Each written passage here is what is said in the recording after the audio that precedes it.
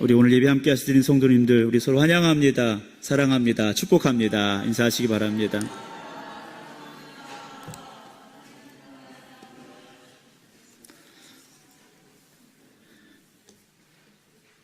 네, 명절 잘 지내셨죠? 네. 저도 우리 성도님들의 귀한 사랑으로 명절 잘 보내고 건강한 모습으로 함께 예배드리게 됨을 하나님 앞에 감사를 드립니다. 지난번에 책을 이렇게 읽다 보니까요, 비행기가 이륙할 때 연료의 50%를 사용한다라는 그 글귀가 있더라고요. 물론 정확하게 수치를 따져서 비행기가 싣고 있는 연료의 50%를 이륙하는데 다 사용하지는 않겠지만 비행기가 이륙하는데 그만큼 많은 힘이 필요하다라는 거죠. 그래서 비행기가 싣고 있는 연료의 많은 부분을 이륙하는 데 쓴다라는 글이 있더라고요. 일단 이륙하면 항로에 이제 올라가게 되면 그 뒤부터는 이륙할 때만큼 연료가 소모되지 않는다라는 거죠. 더군다나 뒷바람을 맞고 가면 연료도 적게 들고 비행기의 속도는 더 빨라지게 됩니다.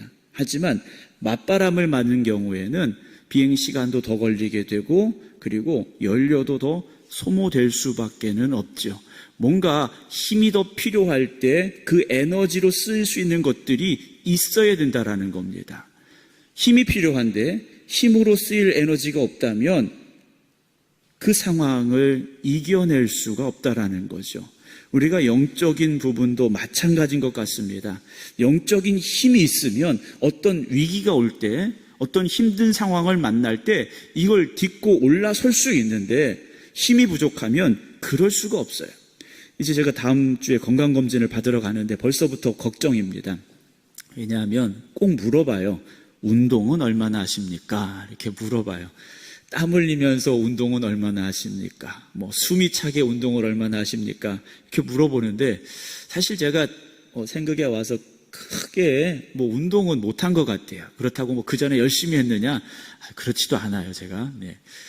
멀쩡하게 생겼는데 운동하는 걸 별로 그렇게 좋아하지는 않습니다. 원래 안 좋아했던 건 아닌데요. 자꾸 시간이 지나다 보니까 또 몸도 조금 힘들다 보니까 자꾸 안 하고 게을러지는 것 같아요. 오늘 저희 아버지 어머니 오셨는데 제가 저희 어머니 아버지보다도 운동을 안 하는 것 같아요. 그래서 의사 선생님한테 이제 혼나야 될 것 때문에 지금 걱정이 되곤 있는데요. 몸에 힘을 기르라는 이유가 무엇이겠습니까? 일단 면역력을 키우라는 얘기겠고 어떤 우리의 힘이 있어야, 에너지가 있어야 한계 상황에 도달했을 때, 내 힘으로 안 될 때 그걸 좀 이기고 나갈 수 있는 에너지가 될 수 있기 때문이 아닐까라는 생각을 합니다. 군대 갔다 오신 우리 남자 성도님들은 훈련소에서 그런 구호를 외쳤을 거예요. 훈련은 전투다? 갔다 오신 지 너무 오래돼서 잘 모르시는 것 같아요. 각계 전투라는 게 있습니다. 훈련소 교장에 가면 그런 게 있어요. 이게 산 능성에다가 철조망 막 쳐놓고요. 이쪽 뒤에서는 공포탄을 막 쏴요. 가끔 이렇게 막 포금탄도 터지고, 그럼 거기를 막 진짜 전쟁터에서 기어가는 것처럼 기어가야 되고 막 이래야 돼요. 근데 거기서 구호를 꼭 외쳐요. 훈련은 전투다, 각계 전투. 이걸 막 외치게 해요. 왜냐하면 훈련이고 전투고 그 훈련을 잘 이겨내야 전쟁터에서 승리할 수 있고 살아남을 수 있다라는 거죠.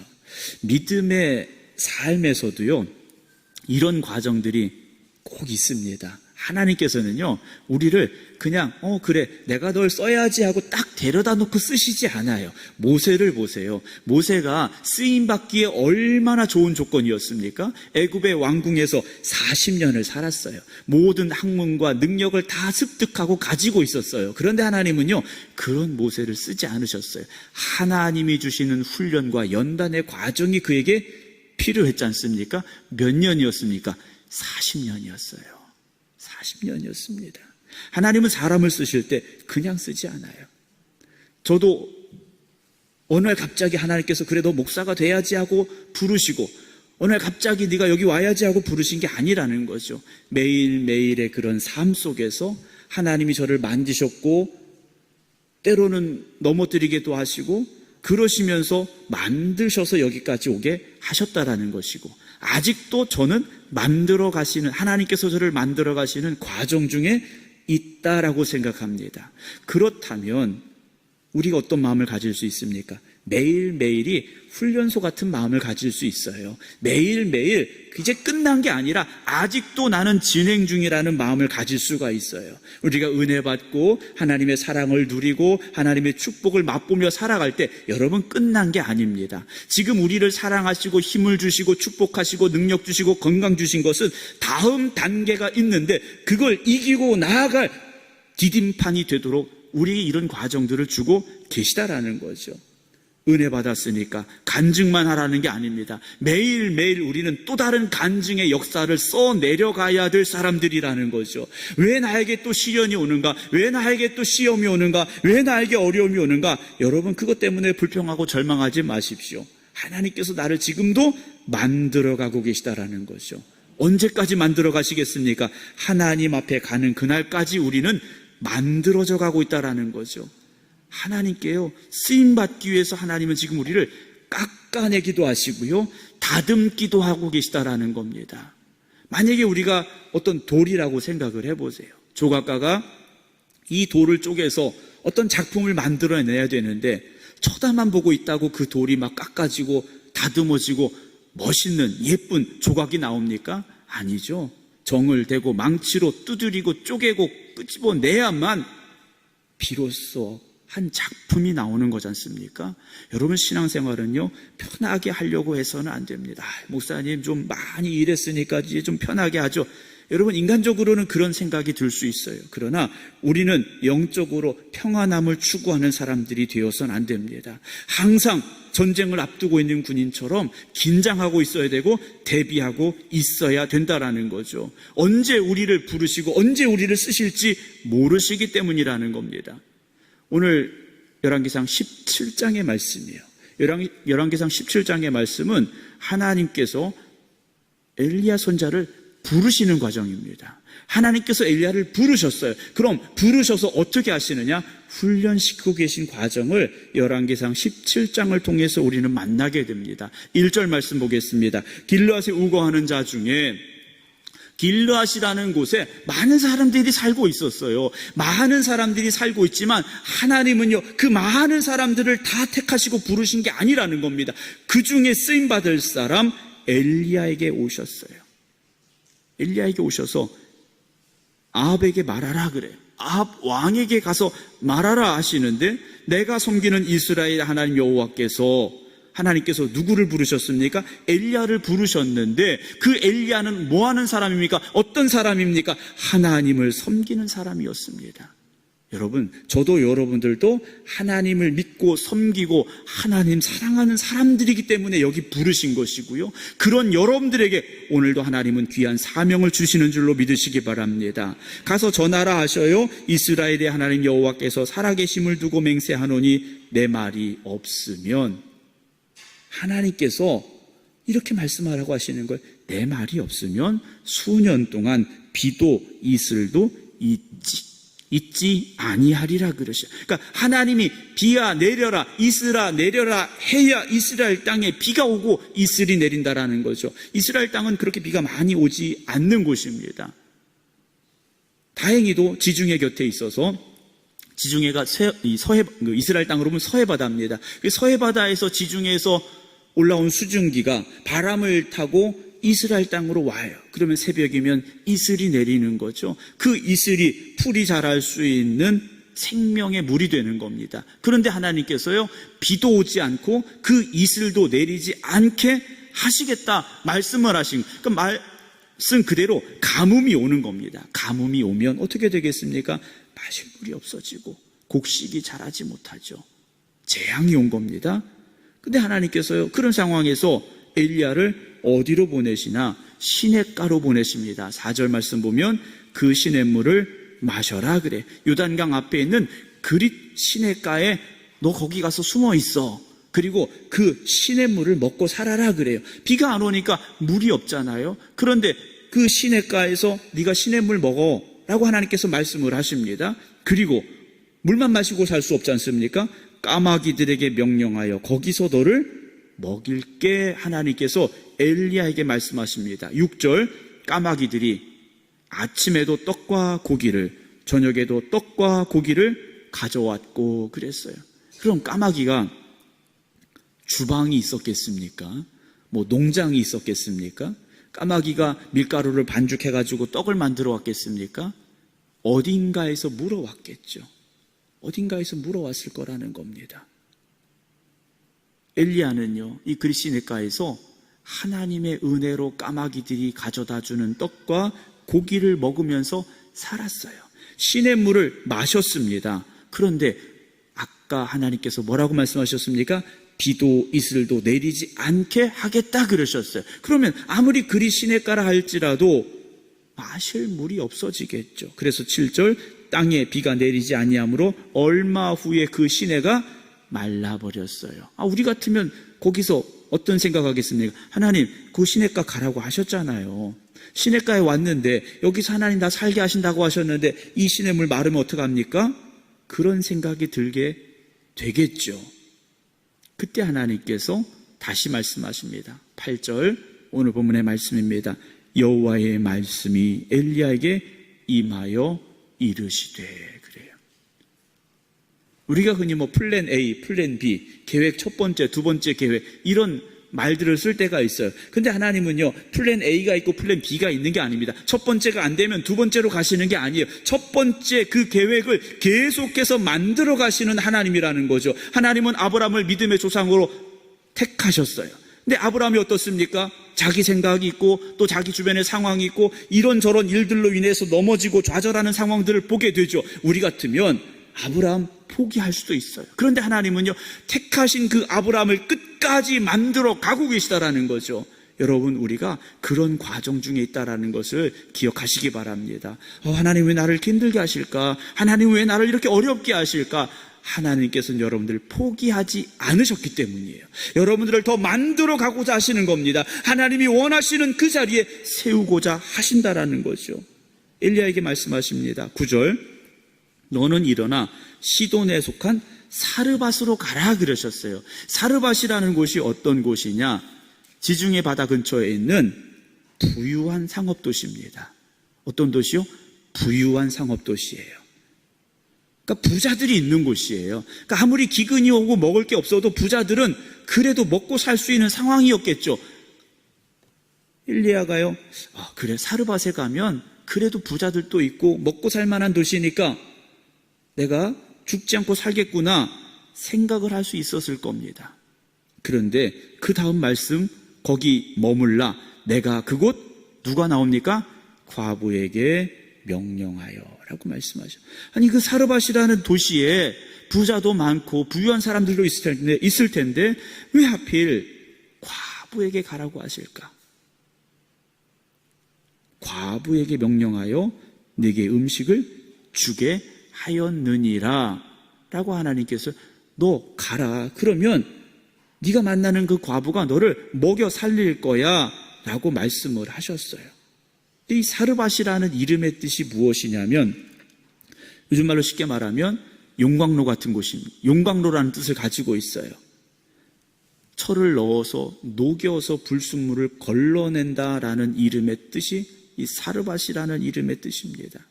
하나님께서 엘리야를요, 사르밧으로 보내셨어요. 왜 보내셨을까요? 물론 오늘 본문의 말씀에 쭉 보게 되면 과부를 통하여 엘리야가 잘 먹게 됩니다. 굶지 않아요. 엘리야 때문에 그 과부의 집도 기근을 면하게 돼요. 그런데 하나님께서 정말 엘리야에게 원하셨던 것이 무엇일까요? 욥의 고백이 아니겠습니까?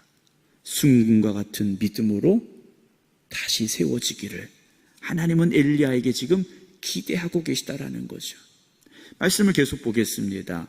야고보서 1장 2절 3절 보게 되면 야고보 사도가 이런 고백을 하죠. 지난 수요일 저녁에 우리 수요일 예배 시간에 이제 야고보서의 말씀을 나누게 되는데, 내 형제들아 너희가 여러 가지 시험을 당하거든 온전히 기쁘게 여기라 그러셨어요. 시험이 오면 할렐루야, 또 시험이 왔네, 이겨내야지. 시험이 왔네, 난 이길 수 있어. 이런 고백을 하라는 거예요. 여러분, 시험이 오면 목사님 또 힘들어졌어요. 목사님 좀 살만했는데 또 어려워졌어요. 목사님 조금 좋아지는 것 같았는데 다시 안 좋아졌어요. 이렇게 말씀하시라는 게 아니에요. 목사님, 또 어려움이 왔어요. 근데 제가 기도할게요. 목사님도 기도해 주세요. 하나님이 이기게 하실 거예요. 아멘 소리가 좀 작은 거 보니까 좀 평안하시길 원하시는 것 같아요. 그런 고백이 우리에게 있어야 됩니다. 왜요? 이는 너희 믿음의 시련이 인내를 만들어낸 줄 너희가 알미라. 여러분 성경 말씀 너무 잘 아시잖아요. 그래, 시험이 오면 인내를 만들어내야 되는데 우리가 너무 잘 알고 있어요. 그런데 왜 우리가 말씀에 의지하지 못합니까? 1장 4절, 인내를 온전히 이루라. 이는 너희로 온전하고 구비하여 조금도 부족함이 없게 하려 함이라. 야고보 사도는요, 이런 고백을 합니다.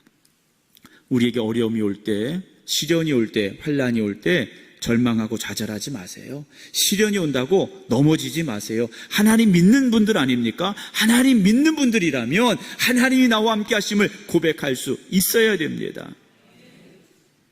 저희 아버지 어머니 오늘 오셨는데요. 제가 21살에 군대를 갔습니다. 저희 아버지 어머니가 그때 이제 섬에서 목회하실 때예요. 제가 근데 이제 의정부로 가서 지금 없어진 306 보충대에 들어가서 이제 철원으로 배치를 받았어요. 그리고 이제 훈련소에서 편지를 써서 보내잖아요. 근데 저희 아버지가 훈련소 바로 옆에 교회가 하나 있었는데 훈련소에 있는데 그 교회를 찾아오셨더래요. 대단하신 분이잖아요. 그렇게 다 그러시나요? 저는 저희 아버지만 그런 줄 알았어요. 걱정이 되셔가지고 훈련소 옆에 있는 교회에 오셨다 가셨대요. 왜냐면 제가 주일날이면 이제 교회를 갈 걸 아시니까 또 어디서 훈련받나 걱정이 돼서 오셨던 것 같아요. 왜냐하면 본인이 군대가 힘든 걸 아시니까 걱정이 되는 마음이 많으셨던 것 같아요. 물론 저도 힘들고 어렵죠. 그런데요, 그 과정을 이겨내는 거지 않습니까? 훈련소는요, 죽으라고 들여보내는 데가 아니에요. 제가 지난번에 저 훈련소 얘기 잠깐 들으면서 저 죽는 데인 줄 알았다고 말씀드렸잖아요. 근데 죽으라고 들여보내는 데가 아니라 강해지라고 들여보내는 데입니다. 강해지라고. 여러분, 우리가 시련을 만날 때, 어려움을 만날 때, 그건요, 하나님께서 우리를 미워하셔서 주시는 시련이 아니에요. 우리 보고 좀 너 고생해봐라, 그렇게 주시는 시련이 아니에요. 우리 보고 더 완전해지라고, 더 강해지라고, 더 성숙해지라고 우리에게 주시는 그런 환경이라는 거죠. 도자기를 만듭니다. 그냥 진흙을 이겨서 만들어 놓고 내버려 두지 않아요. 그걸 불 속에 집어넣지 않습니까? 불 속에 집어넣어서 뜨거운 불로 태워내는 거예요. 그런데 그 불 속에서 도자기가 부스러지고 재가 되는 게 아니라 더 강해진다라는 거죠. 여러분, 오늘 우리의 환경 속에서 그런 하나님의 뜻을 깨달으시고, 그래, 나를 더 세우시는 과정이구나, 나를 더 만들어 가시는 시간이구나 고백할 수 있기를 주님의 이름으로 축원합니다. 오늘 10절 말씀 보면요, 엘리야가 일어나서 사르밧으로 갑니다. 성문에 이를 때 한 과부가 그곳에 나뭇가지를 줍는지라 불렀어요. 엘리야가 그 과부를 불렀어요. 그릇에 물을 좀 가져다가 내가 마시게 해줘 그랬습니다. 그러면서 11절에 이 여인이 물을 가지러 가는데 엘리야가 다시 불렀어요. 잠깐만 기다려봐. 뭐라고 말합니까? 청하건대 네 손에 떡 한 조각을 나한테 가져와라 그래요. 내가 목도 마르고 배도 고프니까 떡도 가져와라 그랬어요. 12절에 이 여인이 말합니다. 당신의 하나님 여호와께서, 누구의 하나님이요? 당신의 하나님이에요. 이 여인에게 하나님은요, 나의 하나님이 아니셨어요. 왜 그랬을까요? 왜 나의 하나님이라고 이 여인은 고백하지 못했을까요? 힘들어요. 어렵습니다. 남편 죽었죠? 아들 하나 데리고요, 너무 힘들게 살고 있어요. 자기의 현실이 어떻습니까? 나는 떡이 없고 다만 통에 가루 한 움큼과 병에 기름 조금뿐이라 이거 만들어서 밥 먹고 우리는 이제 죽을 날만 기다려야 돼요. 이 말을 합니다. 이 여인에게는요, 하나님이 내 편이 아니에요. 하나님이요, 남의 편이에요. 내 편이 아니에요.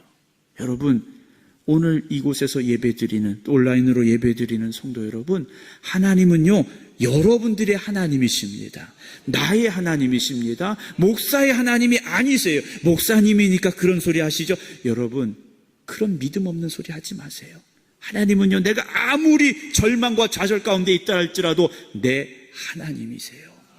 내 하나님이십니다. 이 여인이 이거 만들어 먹고 나는 죽어야 돼요. 엘리야가 13절 이렇게 말하죠. 두려워하지 마. 그래요. 두려워하지 마. 왜 두렵습니까? 하나님이 내 편이 아니라고 생각하니까 두려운 거예요. 네 말대로 하려니와 먼저 그것으로 나를 위한 작은 떡 한 개를 만들어 내게로 가져오고. 그래요. 엘리야가 그래도 양심은 좀 있었던 것 같아요.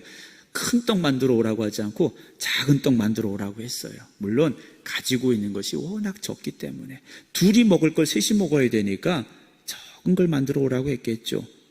내게로 가져오고 그 후에 너와 네 아들을 위하여 만들라 하면서 14절 너무나도 잘 아시는 말씀이 나오지 않습니까? 이스라엘의 하나님 여호와의 말씀이 나 여호와가 비를 지면에 내리는 날까지 그 통의 가루가 떨어지지 아니하고 그 병의 기름이 없어지지 아니라 그 통, 그 병은 누구 겁니까?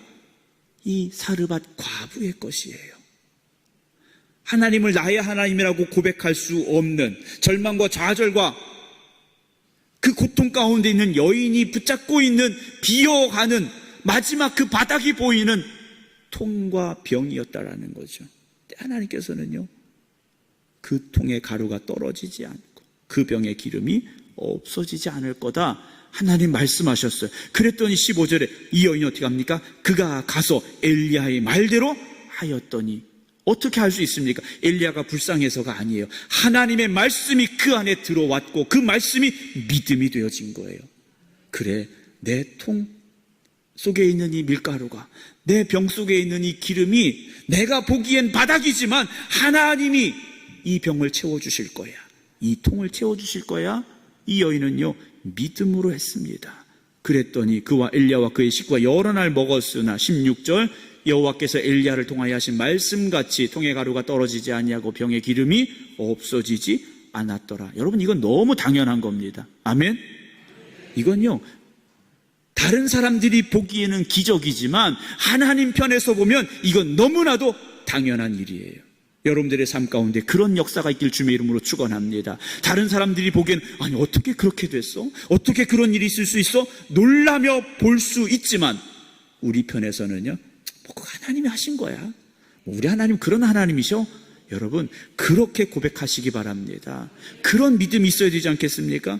이렇게 잘 먹고 살게 됐어요. 그런데 17절 이 일 후에 통의 가루가 떨어지지 않았고 병의 기름이 떨어지지 않는 그 상황이 여러 날 되어지고 있는데 그 집 주인 되는 여인의 아들이 병들어 증세가 심히 위중하다가 숨이 끊어졌어요. 여러분, 이상하지 않습니까? 하나님이 주시는 그 통의 가루와 하나님이 주신 병의 그 기름을 먹고 살았는데, 매일매일 은혜로 살았는데, 이 아들이요, 병이 들었는데 병이 점점 심해진 거예요. 그런데 그러다가 죽었어요.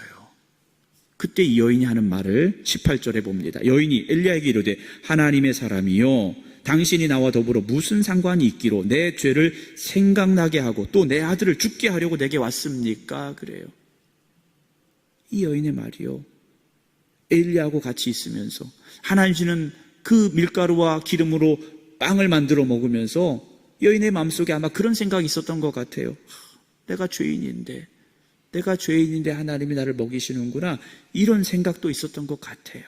그런데 결국 내 아들이 하나님 주신 거 먹고 살다가 죽은 겁니다. 이 여인에게요, 절망이 온 거예요.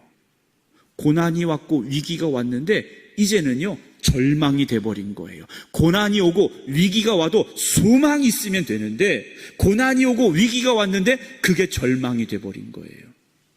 여러분, 오늘 여러분들의 마음은, 여러분들의 삶은 어떤 상황입니까? 고난과 위기는 누구에게나 올 수 있습니다. 그러나 그 고난과 위기에도 소망을 가진 사람인가, 아니면 고난과 위기 가운데 절망하고 있는 사람인가, 나뉘어진다라는 거죠. 이렇게 상황이 끝난 게 아닙니다. 19절 엘리야가 그에게 그의 아들을 달라 하여 그를 그 여인의 품에서 받아 안고 자기가 거처하는 타락에 올라가서 자기 침상에 누이고. 엘리야가요, 그럼 우리 장례 치러야지, 이게 아니었어요. 아들 달라고 해서 품에 안고 자기 방으로 갔어요. 그리고 20절 하나님께 부르짖어 기도합니다.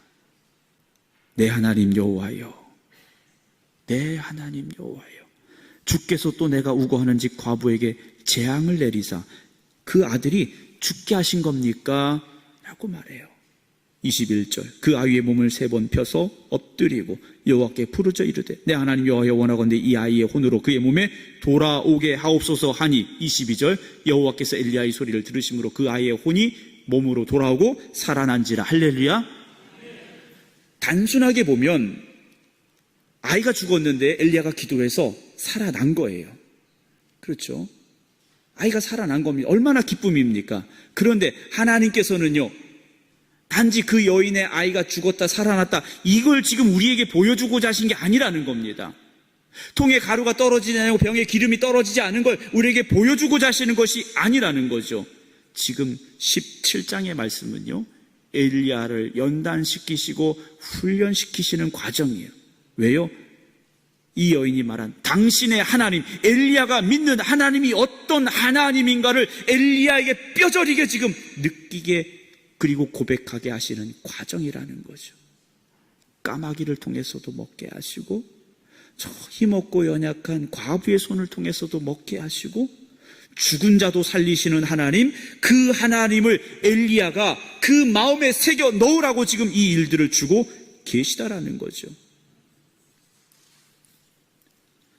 저희 아이들은 저희 아버지 댁에 가면, 애들 할아버지 집에 가면 한 번쯤은 제 어렸을 적 사진을 이렇게 쭉 꺼내서 봅니다. 우리 아빠가 이랬었구나 이제 봐요. 추억이지 않습니까? 사진은 추억이에요. 그때 그 시절 그걸 기록해 놓은 추억이지 않습니까? 그리고 그 사진 한 장에 담겨 있는 여러 가지 이야기들이 있어요. 그것들이 쌓여서 오늘이 제가 있는 거지 않습니까? 하나님께서는 지금 엘리야에게 그런 추억 또 고백, 그런 경험, 체험들을요 하나하나 만들어주고 계신 거예요. 왜요? 하나님께서 더 크게 쓰셔야 되기 때문에. 엘리야를 어디로 보내십니까? 갈멜산으로 보내십니다. 하나님은요 단지 엘리야가 그 기근 가운데 먹고 살게만 하시는 것이 아니라, 먹고 사는 것이 아니라 하나님이 어떤 분인지를 반드시 깨닫고 새롭게 고백함으로 갈멜산에 굳건히 서기를 하나님은 기대하고 계셨다라는 거죠. 여러분, 우리가 서야 될 곳은요, 지금 오늘 이 하루의 삶을 어떻게든 이겨내고 버텨내고 살아내는 것, 그것이 아니라는 겁니다. 그 정도의 수준을 원하시는 하나님이 아니시라는 거예요. 하나님은 지금 우리에게 기대하고 계시다라는 겁니다. 엘리야처럼 갈멜산에 담대하게 우뚝 서기를 기대하고 계시다라는 거죠. 바알과 맞설 수 있는 믿음의 담대함을 엘리야가 갖기를 하나님은요 기대하고 계시다라는 거예요. 단지 병에 기름이 안 떨어지고 통에 가루가 안 떨어지는 그런 것을 하나님께서 엘리야에게 보여주고자 하신 게 아니라는 거예요. 어떤 상황에서도 하나님은 살아계시고, 어떤 순간에도 하나님은 일하고 계시고, 어떤 위기 가운데도 하나님은 역사하심을 엘리야가 깨달으라는 말씀입니다. 여러분, 하나님의 사람은 그렇게 만들어져 가는 겁니다. 오늘 우리는 어떤 상황에 있습니까? 그리 시냇가에서 시냇을 먹고 살 수 있는, 먹고 살아가는 순간일 수도 있습니다. 까마귀를 통해서 먹고 살 수도 있어요. 또는 사르밧 과부와 같은 처지일 수도 있습니다. 그런데 하나님은요, 그것이 우리의 삶의 끝이고 완성이라 말씀하시는 게 아니에요. 바알을 맞서서, 아합왕과 맞서서 믿음의 담대함을 가지고 갈멜산 그 정상에 우뚝 서는 그 자리가 오늘 저와 여러분들이 설 자리가 되기를 하나님은 기대하고 계심을 믿으시기 바랍니다. 고난이 오고 위기가 왔다 할지라도 절망하고 좌절하지 마시고, 그래, 하나님이 나를 오늘도 만들어가고 계시구나. 그래, 하나님이 나를 통하여서 계획하시는 일들이 있구나. 그 자리까지 내가 믿음으로 가보겠습니다. 하나님이 나를 붙잡아 주시니, 하나님이 나와 함께 하시니 이겨내겠습니다. 고백하는 여러분들이 되시기 바랍니다. 하나님, 저 너무 어려워요. 어떤 분들은 이런 고백할 수도 있어요. 하나님, 저 먹고 살기도 힘들어요. 하나님, 저 몸이 너무 힘들어요. 그런데 하나님은요, 우리에게 말씀하십니다. 내가 너와 함께한다 말씀하셔요. 나는 네 하나님이다 말씀하셔요. 여러분, 그 하나님을 바라보시기 바랍니다. 그래서 오늘 이 고난과 위기를 믿음으로 이겨내시기 바랍니다. 그리고 훈련의 과정을 잘 통과하시기 바랍니다. 그래서 저와 여러분 우리 모두가 다 17장이 지나고 18장이 지나면서 갈멜산 정상에 우뚝 서서 하나님 앞에 귀하게 또 놀랍게 쓰임받는 귀한 믿음의 사람들, 믿음의 정상에 서는 여러분들 되시기를 주님의 이름으로 축원합니다. 기도하겠습니다.